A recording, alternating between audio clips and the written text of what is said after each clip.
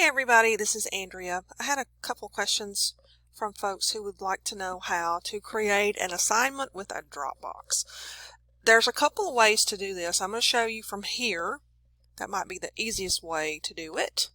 So let's say, for example, you have an assignment you want the kids to do, a web quest that's not in your curriculum. So what I do is I just go to the unit where I want that assignment to appear. So let's just say I want it in lesson 1.01. So I'm just going to click upload or create, and I'm going to choose new assignment. And it takes you to create an assignment, and I'm going to put, this is a test.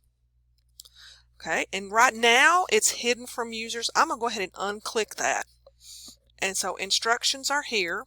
Here's what you do. Okay, so let's scroll down just a tad. And then what I'm going to do is I'm going to save it. So then what it does is it takes us, we have to provide a little bit more information for the students. So if you want to add an attachment, you can add an attachment. Sometimes if you want to include your instructions here, that you can include a document there that tells them what to do. Okay, right now you're saying that this is visible to the student. And when do you want it due? So we have to add dates and restrictions. Let's put a weird date. Let's say May something that we know that's not going to affect them. Okay, May the 19th. Okay, and the end date is, let me scroll down just a little bit. End date is May 20th. I need to make sure I go back and delete this so these kids don't freak out.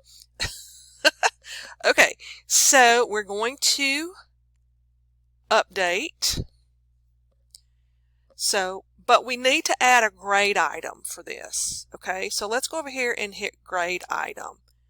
And let's say we want it to be 15 points. And then we have to say hit plus, and it'll take us to this little section here. It's going to be numeric. And we're going to say testing this out.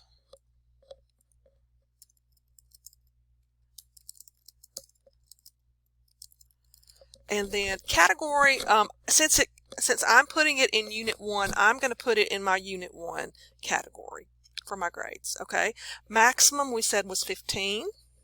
Now, if you want them to be able to earn more than 15 points, maybe they answer a couple of multiple extra credit questions, you can put can exceed on there. If you want it to be just extra credit, you can say bonus. So I'm not going to say any of these meet those restrictions. Okay, end date. Okay, we've already have the end date over here, so I'm just going to say create. I'm going to leave this blank. Create. Okay, so there's our grade item, and let's save it.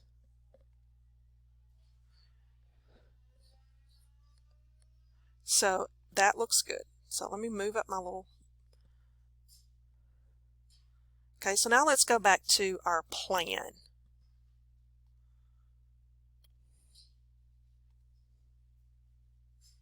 Okay, so if you look at our plan, we've put it on the calendar, and there it is. Okay, there's the assignment on the calendar, and students will see that on their calendar. So I'm going to log on as a student so that we can see what they see.